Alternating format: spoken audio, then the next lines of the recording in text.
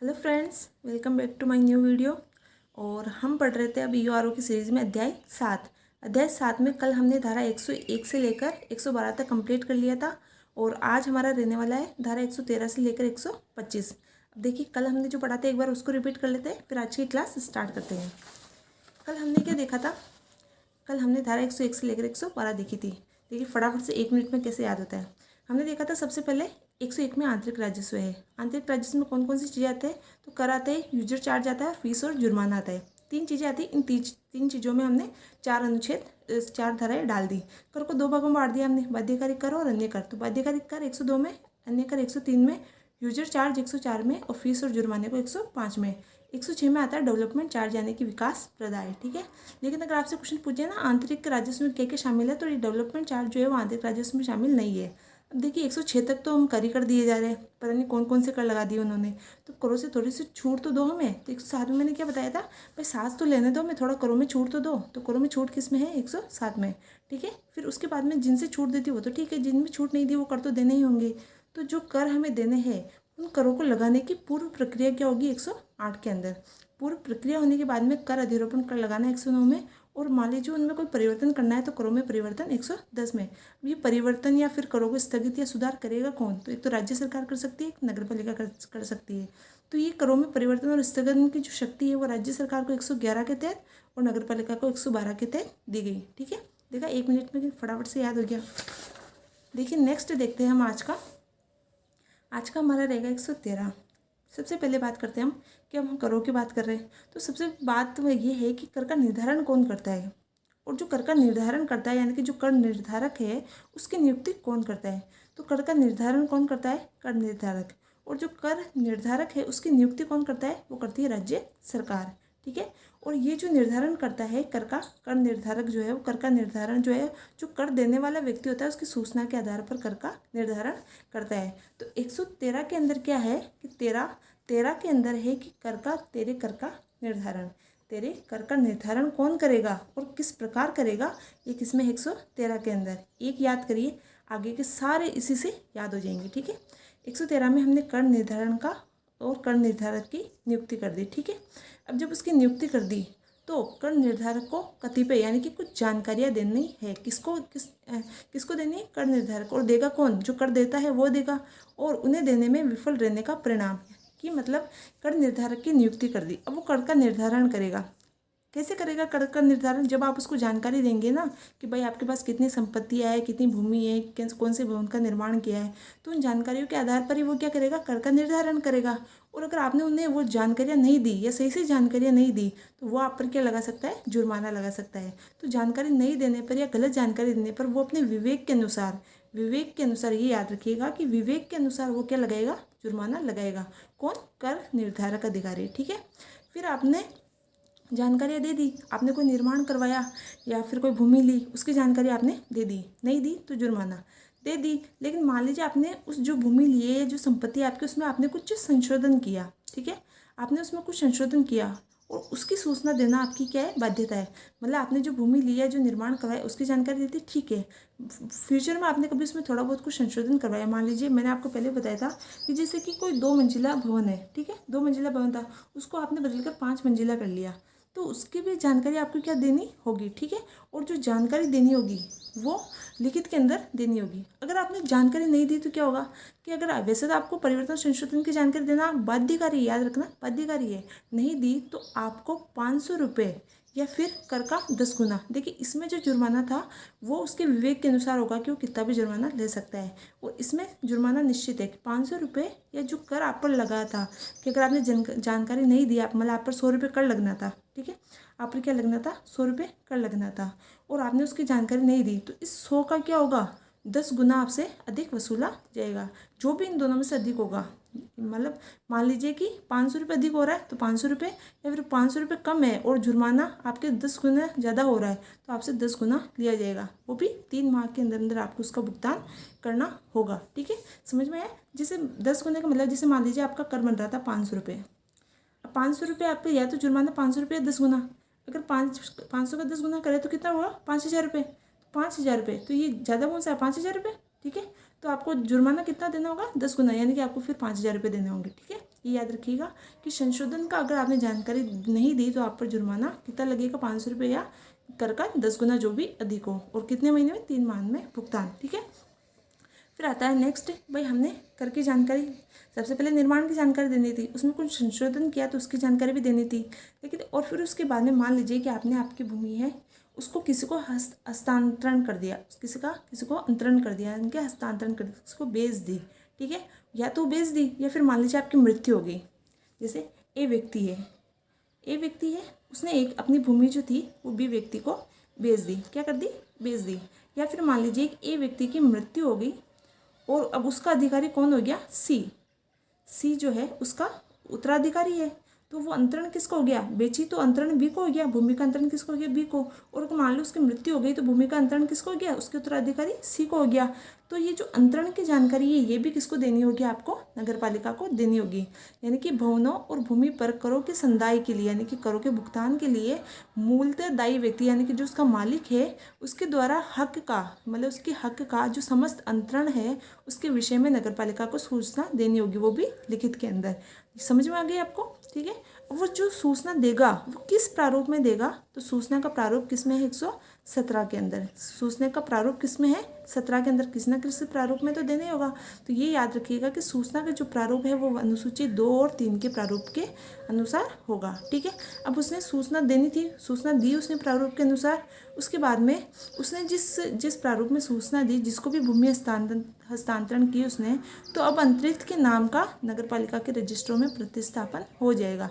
मतलब कि उसने ए ने बी को बेच दी, या ए की मृत्यु के बाद सी पर भूमि का हस्तांतरण हो गया, तो अब रजिस्ट्रों में ए के स्थान पर बी या फिर सी का नाम दर्ज किया जाएगा। ठीक है, अब वो भूमि किसकी हो गई, बी और सी की हो गई। ठीक है, समझ में आ गया कि पहले तो देखो, सबसे पहले तो हमने कोई निर्माण किया तो उसका हमें नगर पालिका को जानकारी देनी थी, उसमें संशोधन किया तो भी हमें जानकारी देनी, या फिर वो भूमि हमने किसी को दे दी, बेच दी, या फिर उसका हस्तांतरण हो गया तो वो जानकारी भी देनी थी। अब जानकारी देने का प्रारूप क्या होगा, और फिर जो जानकारी हमने दे दी पूरे प्रारूप में दे दी तो उसके नाम में प्रतिस्थापन हो जाएगा। ठीक है, फिर 119 में है कि अंतरण की सूचना के अभाव में, कि आपने ये जो अंतरण हुआ उसकी आपने सूचना ही नहीं दी नगर पालिका को, तो क्या होगा, तो अंतरण के सूचना के अभाव में जो भवन या जो भूमि या जो भी संपत्ति है उस पर करों का संदाय का दायित्व बना रहेगा। यानी कि जो मूल व्यक्ति जिसके नाम पर अगर उसने अंतरण नहीं किया, मान लीजिए ए के नाम पर भूमि थी, अभी तक वो रजिस्टर में ए के नाम पर ही है,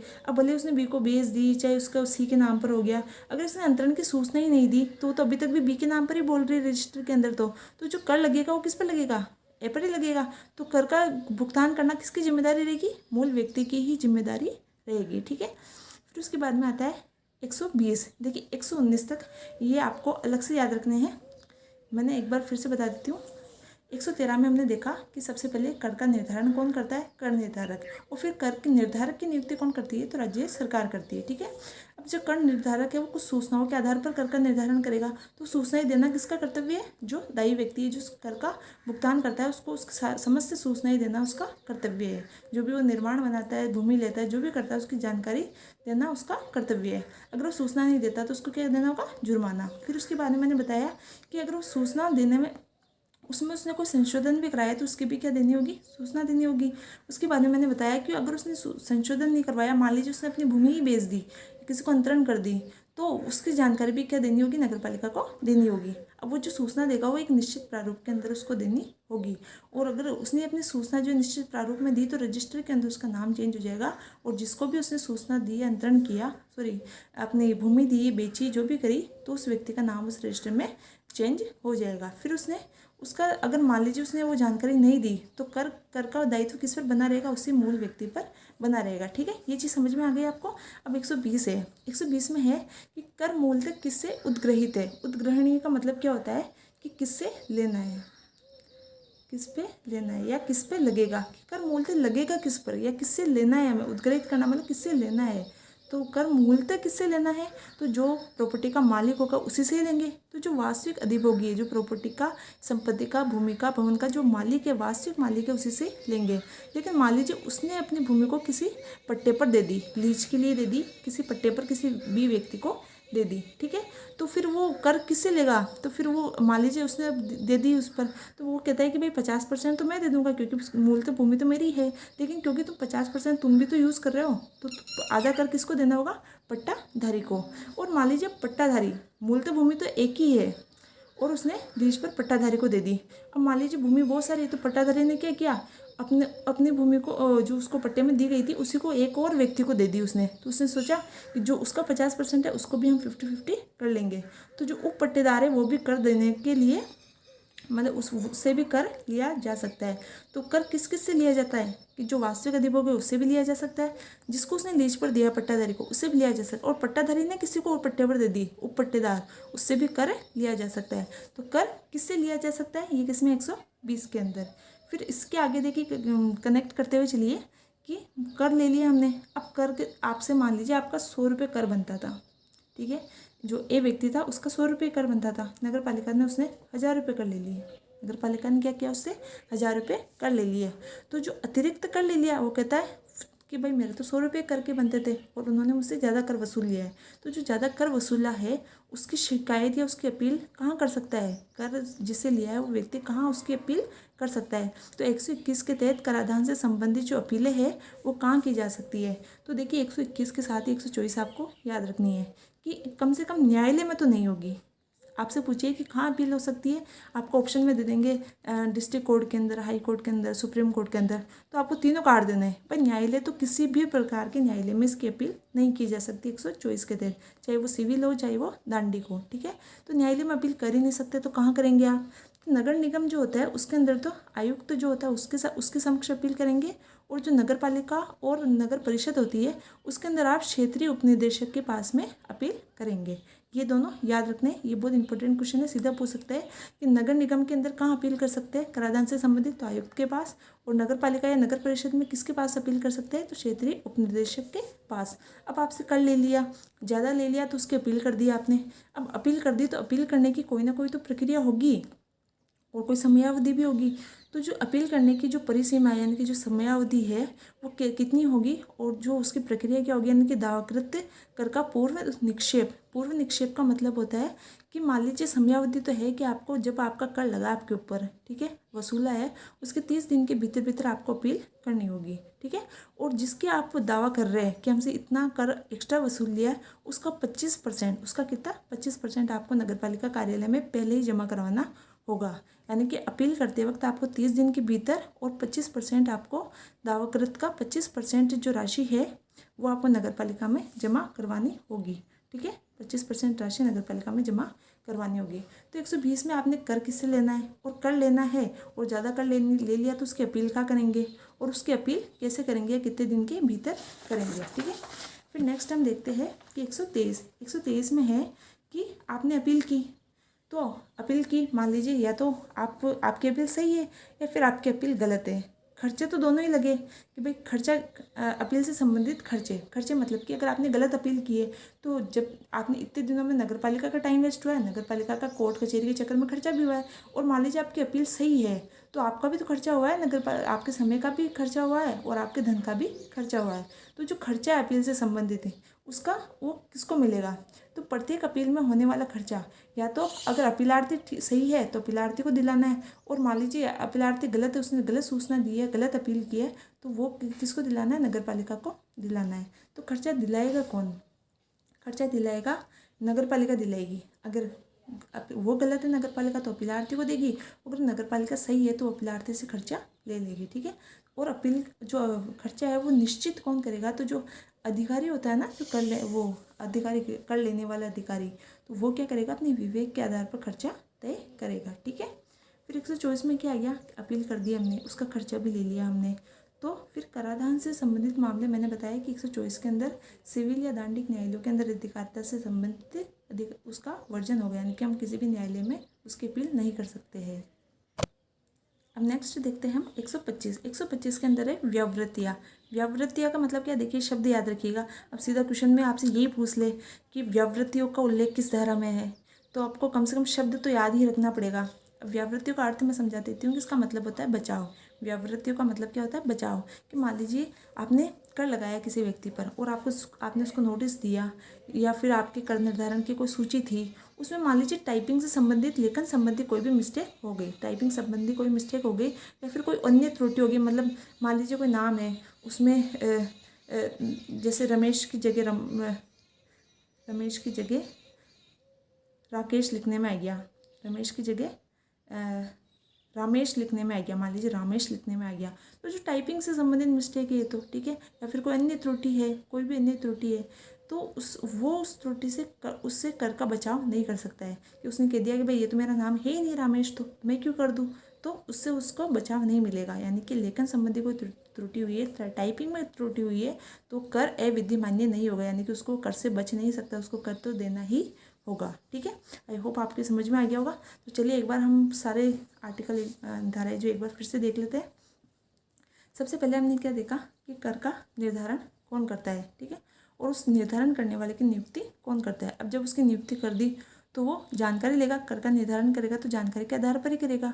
तो जो व्यक्ति को निर्माण से जो भी वो निर्माण करता है, संपत्ति खरीदता है, तो उससे संबंधित संपूर्ण जानकारी किसको देनी होती है, उस कर निर्धारक या नगरपालिका को देनी होती है। अब जब उसने जानकारी दे दी और फिर उसके बाद में उसने अपनी संपत्ति में या भूमि में कोई भी संशोधन कर लिया, और तो उसकी भी क्या उसकी जानकारी देनी होती है। तो भवन या निर्माण से संबंधित जानकारी देनी होती है, उसमें संशोधन की जानकारी देनी होती है, हक अंतरण की भी उसको जानकारी देनी होती है। जानकारी देगा वो एक निश्चित प्रारूप के अंदर देगा। जब वो सारी जानकारियाँ दे देगा तो नगरपालिका का जो रजिस्टर होता है उसमें नाम का उसका प्रतिस्थापन हो जाएगा। अब अगर उसने जानकारी नहीं दी तो उसके अभाव में कर का भुगतान उसे मूलदायी को ही करना पड़ेगा। फिर ठीक है, अब उसने कर है तो कुछ 120 में है कि भाई सारी चीज़ें हो गई, लेकिन कर लेना किसे, कर लोगे किसे, भाई कौन है दायी व्यक्ति, जो मूल दायी व्यक्ति है कौन, वो आदमी मतलब कौन होगा जिसे कर लिया जाएगा।